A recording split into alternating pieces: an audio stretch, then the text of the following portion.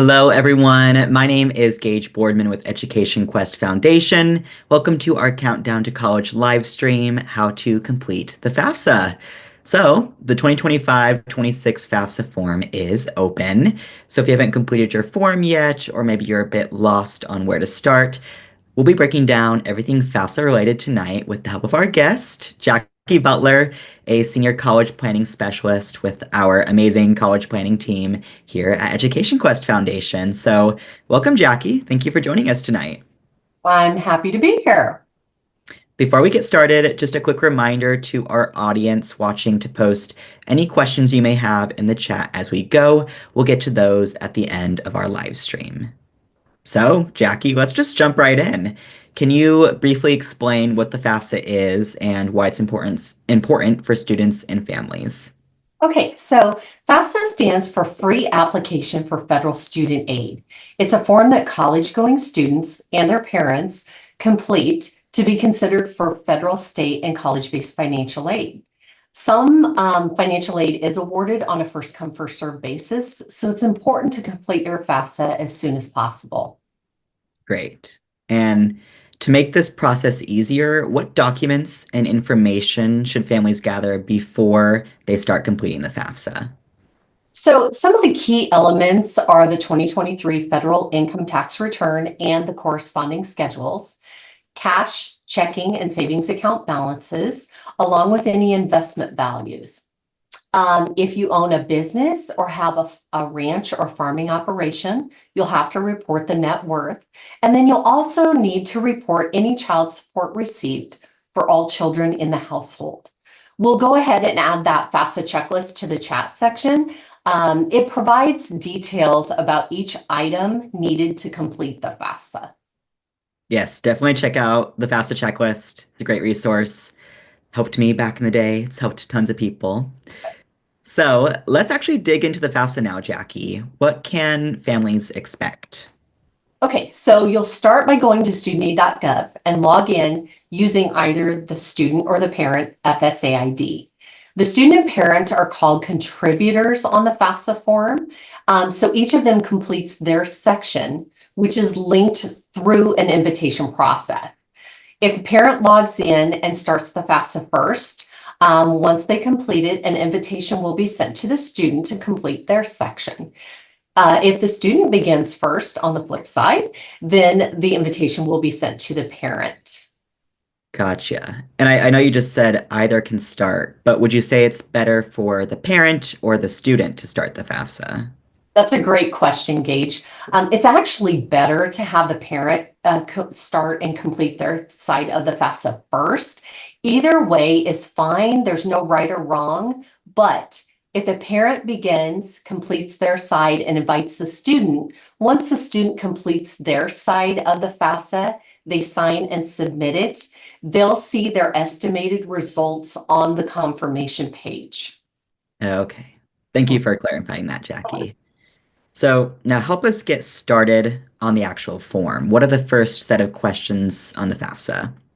So there's some demographic information, most of which will be pre-populated just by entering the FSA IDs. Then the dependency questions will follow after that. Okay, let's assume the student is dependent, so parent information is required on the FAFSA. What questions can the parent expect? Parents' marital status as of the day they complete the FAFSA. Family size, the number of dependents, which will be in college in the 25-26 academic year. They'll report any federal benefits received by checking the boxes that pertain to their family. Again, if they receive any child support, they'll have to report that for all children in the household. Okay, and how is tax information added to the FAFSA form? So when the student and parent approve consent, their federal tax information will be securely transferred from the IRS onto the FAFSA.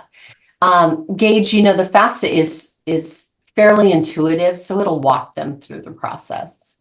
That's great. I actually do remember now the tax information transfer was super easy because It is. then didn't know a whole lot Well, about didn't taxes, realize but it's happened. yeah. It's so quick. So that's great. And so what about reporting actual assets? How is that handled on the FAFSA? So they'll have to report the value of cash checking and savings as of the day they're completing the FAFSA. Investments, which might include stocks, bonds, CDs, money market, mutual funds. If parents own real estate other than their primary home, they'll need to report the net worth of that real estate. If they have a 529 nest, a nest 529 plan, excuse me, they'll have to report the value, but they'll only have to report the value for the student that they're completing the FAFSA for. You can exclude the parent's primary home. That does not have to be reported, nor does any retirement accounts. So your 401k, IRAs, and annuities do not have to be reported. Okay. And I know we touched on it just a little bit earlier, but what about families who maybe own a business, maybe they own a ranch or a farm? Do they need to report those assets? Yes, they do. They'll need to report the net worth of the operation. The parents would determine the value of buildings, land, inventory, and equipment. In the case of a ranch or farm, they would also include livestock and grains. From that, they'll deduct any debt that is directly related to the operation. And then the resulting value would be the net worth. And that's what they'll report on the FAFSA. Got it. Well, it sounds like the parents are done with their portion of the FAFSA. Is that correct? Almost. So after the parent completes their portion of the FAFSA, they will agree to the terms and sign the form, which will then invite the student to complete their portion. So the parents will log off of the FAFSA so that the student can log in. Oh, okay, great. Well, let's focus on the student now. It's a pretty easy process. What can they expect? So the student would then log in with their FSA ID. They'll accept the invitation that was sent from the parent. And just like the parent side, they'll consent to have their IRS data added to the FAFSA. They'll report asset information, answer the remaining questions, and list any colleges that they're interested in. The student will review all of the answers on the FAFSA. They will also agree to the terms, and then they will sign and submit the form. Yeah, and I like what you mentioned. That's always a great feature is that you can actually list the colleges that you are interested in, and it gives you how many, what's the max amount of To colleges? 20 colleges you can list on the FAFSA. One thing I do want to point out is you can list up to 20, but you will only receive an offer of financial aid from the colleges that the student has applied for admission to and has been accepted to. Okay, So great. you can add random colleges, but you're not going to hear from them if you haven't been accepted for admission. Yeah. Well, what happens after the FAFSA is filed? What can families expect? So about 3 days after the FAFSA is submitted, the student will receive an email from Federal Student Aid. It confirms that the FAFSA was filed. It lets them, or it indicates that it was passed on to the colleges that they listed on the FAFSA form. It also lists their student aid index, which is sometimes needed for some scholarships. And it provides a link to studentaid.gov where they can log in and review the FAFSA submission summary, which is all of the information they provided on the FAFSA. That's great. And we'll explain all of that, plus college financial aid offers during our next live stream on January 15th at 7 p.m. CT. So be sure to join us for that. You don't want to miss out on all of that good FAFSA knowledge. Well, Jackie, to wrap up before we head to some audience questions, can you tell us what resources or tools are available to help families navigate the FAFSA? So we'll go ahead and add a link to our FAFSA tools page in the comments section or in the chat section. It includes our FAFSA checklist. It also includes the 25-26 FAFSA demo. Also, Education Quest does provide free help completing the FAFSA. So you can schedule an appointment by going to educationquest.org, scrolling to the bottom of the page, and click on Schedule an Appointment. Or you can call the office nearest you. Our phone numbers are at the bottom of that page as well. Awesome. Thank you, Jackie. Like I said, all of our college planning team is amazing at their job. So please feel free to reach out. And Jackie, thank you for letting me pick your brain about everything FAFSA. Absolutely. Well, we are going to turn to the audience. Again, if you have any additional questions, send them in the chat. Jackie, we're just going to start off with this one. When talking about investments, does that include only things related to the student, or is that everything the parent holds?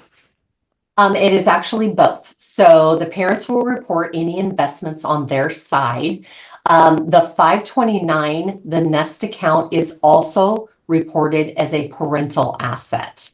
If the student has any asset, or excuse me, investments on their side, so if they have any stocks, any CDs, savings bonds, anything like that, that is under their name, a decent way to tell is if they receive dividends for that, they will report that on the student side. So, Great. Thank you, Jackie. I have another one here for you. My husband lost his job in 2024, so our income is much lower than what's on the 2023 tax return. How do I complete the FAFSA? okay, so you will complete the FAFSA using the 2023 tax information as directed. Once you submit the FAFSA, I typically tell our clients to wait about a week and then reach out to the college or colleges where they sent their FAFSA to and explain the situation. If it warrants an adjustment of their FAFSA results, then the college will work with the family and have them send in any additional documents that they may need for their records at the college. Okay, great. Thank you, Jackie.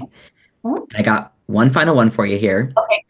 My parents are divorced. Which parent completes the FAFSA? We get asked that question a lot.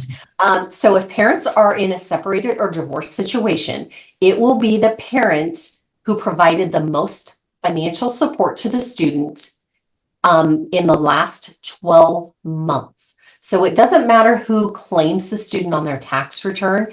You have to think back who provided the most financial support to the student in the last 12 months. That will be the parent that has to report their information on the FAFSA form. Now, if that said parent is remarried, they will have to include that new spouse's information on the FAFSA as well. If you have any specific situations, you can certainly call our office and we'll walk you through that process or help you kind of determine that. Yeah, that's great. Like I said, college planning team is amazing. Jackie's amazing. Um, Thanks. Also, apologies for the lighting situation. Ran out of battery power here, but that's okay. Well, I believe I got to everyone. If we accidentally missed your question or something, again, like Jackie said, feel free to reach out to the offices, schedule an appointment online, look up our resources, or you can just go straight to educationquest.org where we have all that right there for you. Also, please subscribe to our channel here on YouTube. Follow us on Facebook, X, and Instagram to stay up to date on all the latest developments with FAFSA and college planning.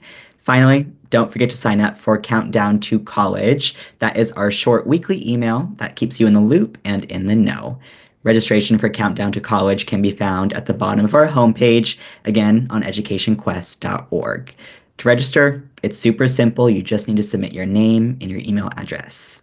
Well, Jackie, again, thank you. But we'll see everyone back here next month in the new year, actually, on Wednesday, January 15th at 7 p.m. for our next Countdown to College live stream. FAFSA filed. Now what?